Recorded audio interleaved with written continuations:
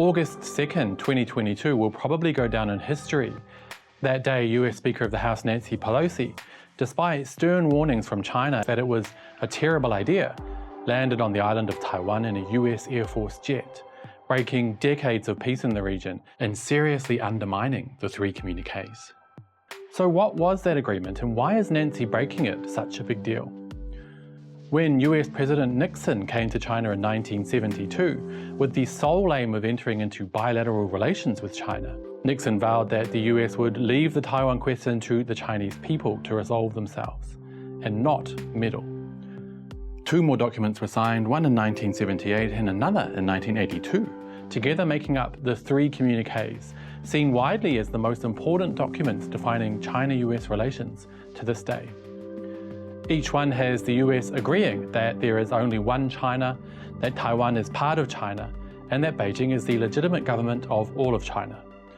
These agreements are known simply as the One China Principle. In agreeing to the One China Principle, the US also promised not to enter into official relations with the island. In the late 70s and early 80s, most other countries in the world would follow suit. To this day, every country that has official relations with China has agreed that Taiwan is part of the People's Republic of China. In fact, probably even your very own government has the same policy. So Nancy's visit to meet with the DPP against the wishes of Beijing was a blatant breach of the One China Principle, which, as I mentioned before, explicitly stated that the US should not have official relations with Taiwan, and that doing so would be in breach of the very agreement that's been the backbone of China-US relations since it became official in 1979. Remember, China already made it abundantly clear to President Nixon when he visited in 1972 that they would only agree to enter an official relationship if the two parties could see eye to eye on the Taiwan question.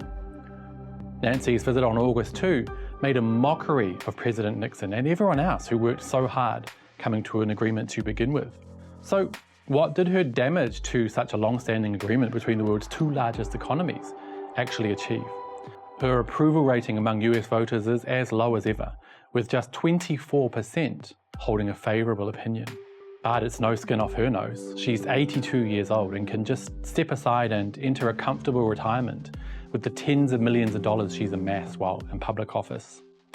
All the while, the people of China, and especially those in Taiwan, now enter a new, uncertain period where anxiety remains high and the future is unclear. A decades-long agreement between China and the US has been seriously eroded and gravely challenged. So what's next? Will the world's two largest economies patch things up and get back on track? Well, only time will tell.